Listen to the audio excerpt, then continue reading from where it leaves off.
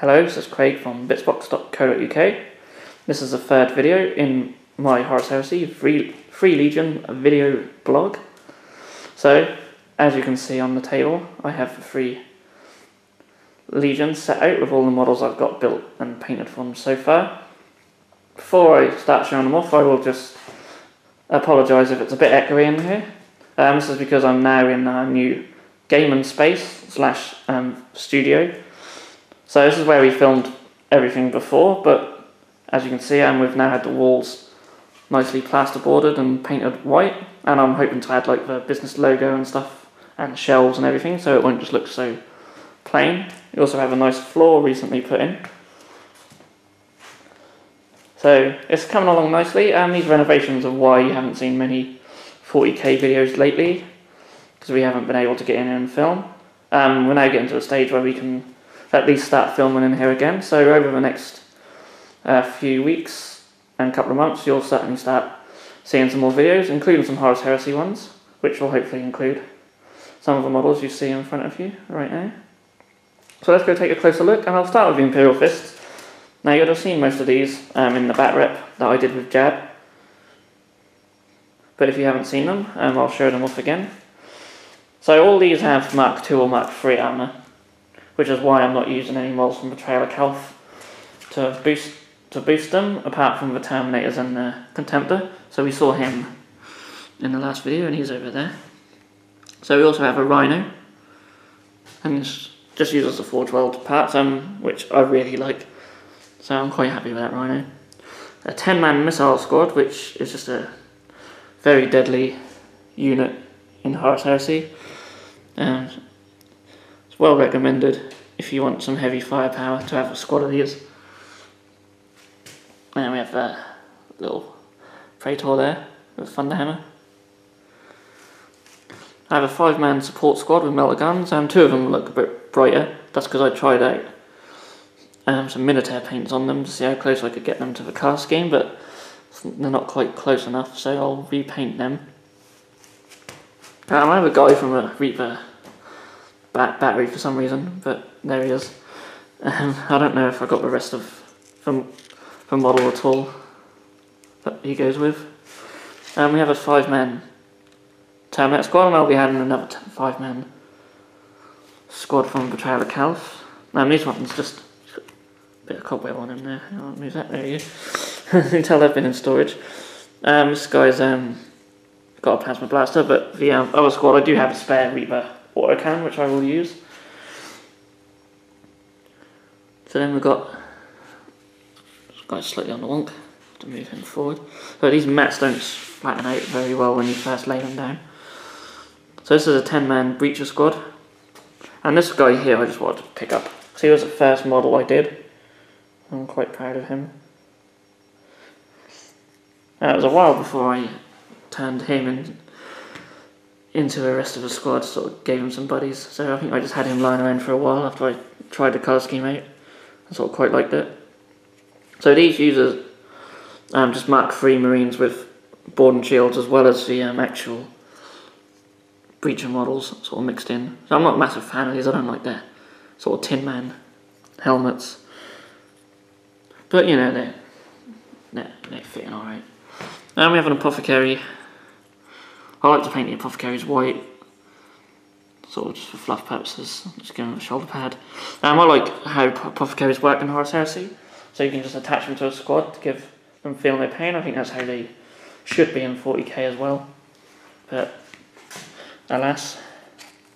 And then lastly we have Contemptor Dreadnought. This was actually part of my Custodes army that I used to own. That's why he's got the Dead Chaos Space Marine, and that was based off a piece of artwork maybe some of you are familiar with.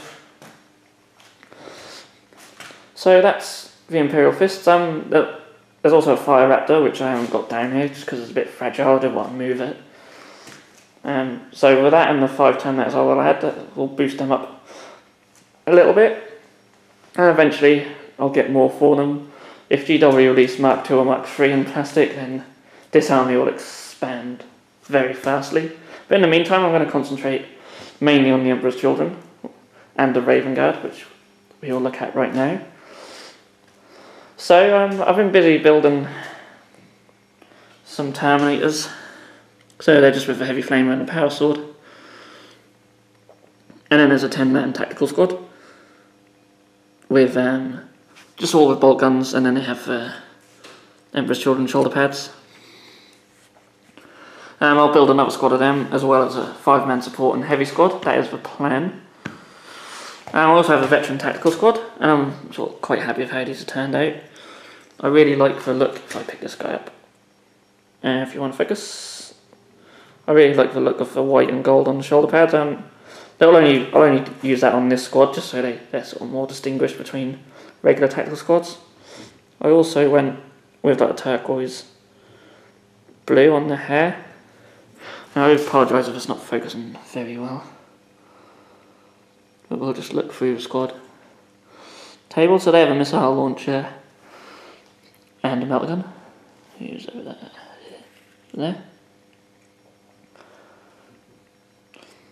And they're really fun to paint. I really enjoyed painting them. The purple comes out really nicely, and it's just so simple to do. I even done the extreme highlights on these ones, like I did on the Eidolon model. Of course, he's not here either. But he is finished. And of course, there's a Contemptor, what you saw in the last video, as well as the Raven Guard one. So, in regards to the Raven Guard, I think we saw these Terminators in the last video, so I'll move on to what I've got painted. So, camera really don't like to focus much today. We have a 10-man tactical squad, all the bolt guns. Of course, if you've seen the last 2 videos, you'd have known that I'm trying to make them have like salvaged parts from other fallen Marines, whether they be brothers or traitors. So there's a few sort of Iron Warrior pieces.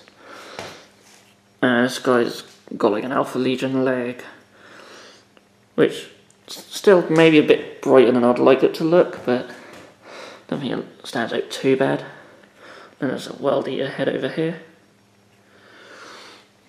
So yeah, I'm quite happy with how they've turned out with the different armour types. They don't stick out too much, which is good. I didn't want them to look like multicoloured Rainbow Marines, and I don't think they do. I think the battle damage brings it down a little bit.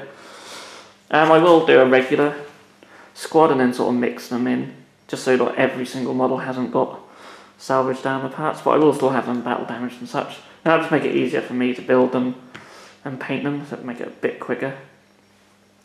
Then we have 2 guys over here, just a flamer and a sergeant with a combi flamer. Actually, I'll point the camera at them. And they'll be part of the veteran tactical squad.